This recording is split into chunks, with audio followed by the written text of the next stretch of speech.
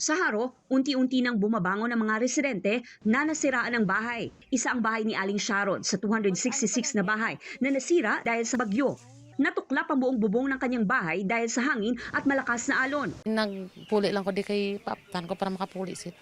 23 na bahay ang totally damaged, habang 243 naman ang partially damaged, ayon sa record ng Iloilo City DRRMO. Sa Uton, Iloilo, maaga pang nagsagawa ng clearing operation ang mga residente matapos mabuwal at maputol ang mga sanga ng puno sa kanilang mga bakuran. Sa Barangay 8 Tigbawan, kanya-kanya sa pagpapaayos ng mga bubong, dingding ng kusina at iba pang bahagi ng bahay ang mga residente. Sa Barangay 9, lubog pa rin sa baha ang ilang bahay. Bumabagal naman sa pagpapatakbo ang mga motoristang dumadaan dahil mataas pa rin ang tubig sa kalsada. Sa San Joaquin, Iloilo, hindi madaanan ng mga sasakyan ang kalsada mula sa Tiolas patung Hamtik Antique dahil nasira ang bahagi ng National Road sa Barangay Lopez, Vito. Makikita sa aerial view ang malawakang pagbaha sa bayan ng Sigma sa Capiz nang nanalasa ang bagyong Tino. 17 sa 60 na mga barangay na binaha sa Capiz ang nasa Sigma.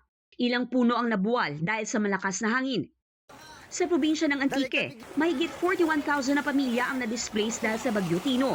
Isa ang naitalang namatay sa pagkalunod sa Aninii, Antique. Sa Negros Occidental, umabot sa 20 na tao ang iniulat na namatay sa pananalasa ng Bagyo Tino. Sa La Casillana, 9 ang binawian ng buhay. 20 ang patuloy pang pinaghahanap. Karamihan sa mga namatay hindi umano nagawang mag-evacuate ayon sa LGU.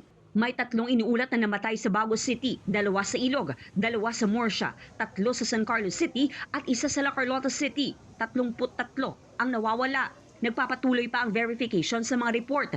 Mahigit 100,000 na individual ang apektado. Mahigit 50,000 ang nasa evacuation centers ayon sa PDRRMO.